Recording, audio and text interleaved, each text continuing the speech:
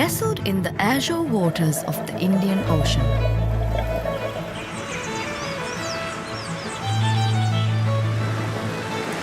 the Maldives, a jewel of untouched beauty.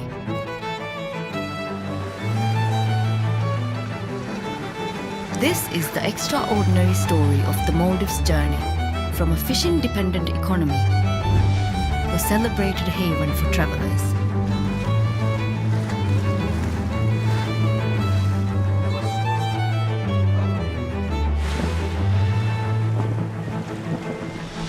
Before 1972, the Maldivian archipelago relied on its abundant fisheries, its secrets hidden from the world. Then the winds of change blew in as tourism took root with just 2 resorts, Kurumba Village and Bundas Island Resort in Malay Atoll, with a total capacity of 280 beds. In the inaugural year of 1972, a mere 1,000 intrepid explorers ventured to the Maldives. European divers, captivated by the underwater wonders, flocked to the islands, unconcerned with the simplicity of facilities. The initial years witnessed tourism development driven by individual initiatives, lacking legislation.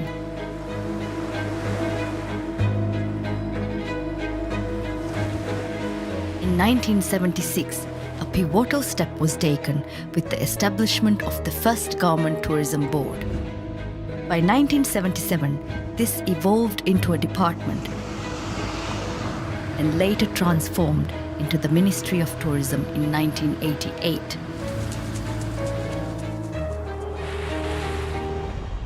A landmark moment arrived with the Tourism Law of 1979, a significant regulatory stride allowing the government to garner direct revenue through a tourism tax implemented in 1980. The Maldives followed the one island, one resort concept, where each island had its dedicated resort. These resorts were modest in terms of amenities, utilizing speedboats and mechanized fishing boats to ferry guests between the airport, Malé, and the resorts. Consequently, all resort development concentrated in close proximity to the Seoul International Airport in Hurule Island, now known as Velana International Airport.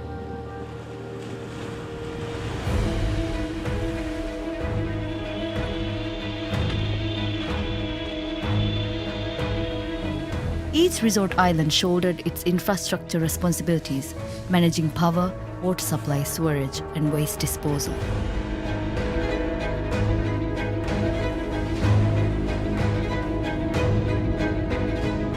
The 1980s saw the introduction of regulations and guidelines for sustainable tourism development.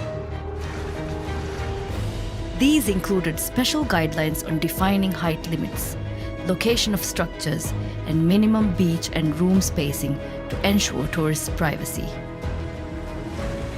Emphasis was also placed on environmental protection, with requirements for environmental impact assessments and practices like planting trees for those that needed to be cut down, and guidelines on groundwater usage.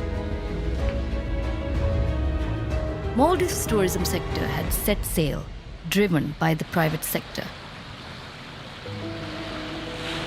Despite minimal infrastructure, industry pioneers tirelessly promoted the Maldives, weaving its tourism fabric around the island's natural beauty. The wealth of underwater coral gardens, white sandy beaches, crystal clear lagoons, underwater flora and fauna is the nucleus of the tourism resource.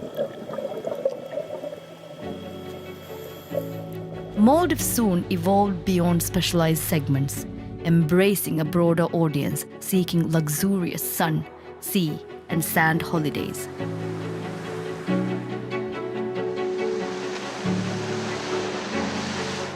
The country officially entered the global tourism stage in 1984 at ITB Berlin, marking the beginning of an era of international recognition. The marketing journey, propelled by a dedicated wing, and in later years with the iconic tagline, "The Sunny Side of Life," spread through road shows, billboards, social media, magazines, and word of mouth.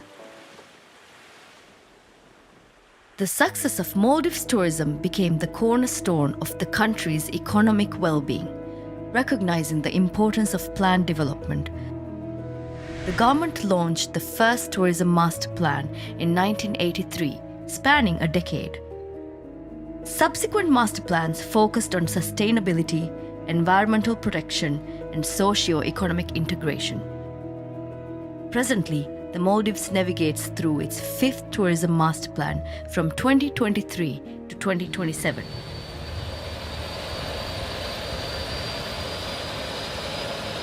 From 1974 onwards, many chartered flights started services from Europe to the Maldives, with various promotional packages.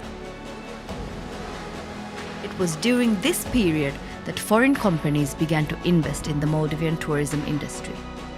As tourism expanded to other atolls, foreign investments endeavored to connect resort islands via air transport. Helicopter services like the Hummingbird and Seagull Airways emerged in 1989. Subsequently, the introduction of seaplane services gave rise to the Maldivian air taxi. The discontinuation of helicopter services paved the way for the soaring success of seaplanes. Presently, alongside Trans-Maldivian Airways, companies like Maldivian and Manta Air, the Maldives boasts the world's largest seaplane fleet. This facilitated the geographical expansion of tourism, reaching new atolls and benefiting local communities through employment and related businesses.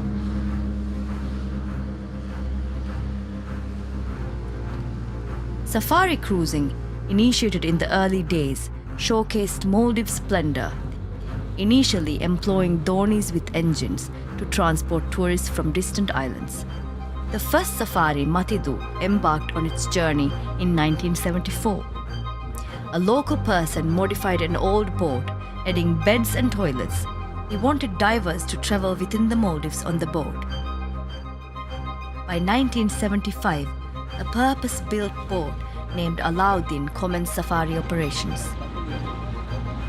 Today witnesses high-tier cruise safaris gracing the Maldivian waters.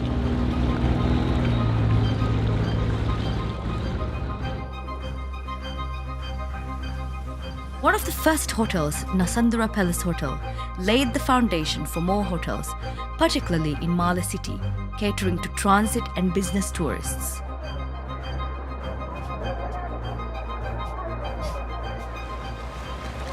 The introduction of guest houses in 2010 brought a new dimension, offering a unique perspective on Maldivian life. Tourism's direct and indirect benefits propelled the growth of small businesses. This growth has led to increased employment opportunities, spurred tourism-related construction, including restaurants, handicrafts, entertainment, skilled craftsmanship, transportation, fishing, and agriculture. As we fast forward to the present, the Maldives stands proudly as a globally acclaimed destination, justifying its premium positioning with unique features. The Maldives is a world-renowned tourist destination, offering a one island, one resort concept. International and local brands fill its tourism portfolio, and it continues to win numerous international tourism awards. And the world's leading destination 2020 is Maldives. And the winner is the Maldives.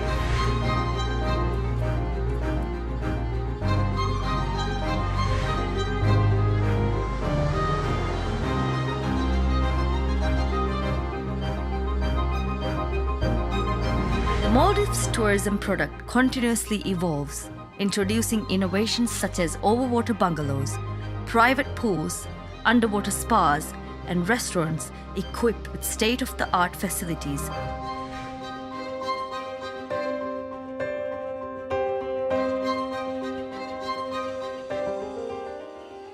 50th anniversary celebration in 2022 marked a momentous milestone, a testament to hard work, vision, and meticulous planning.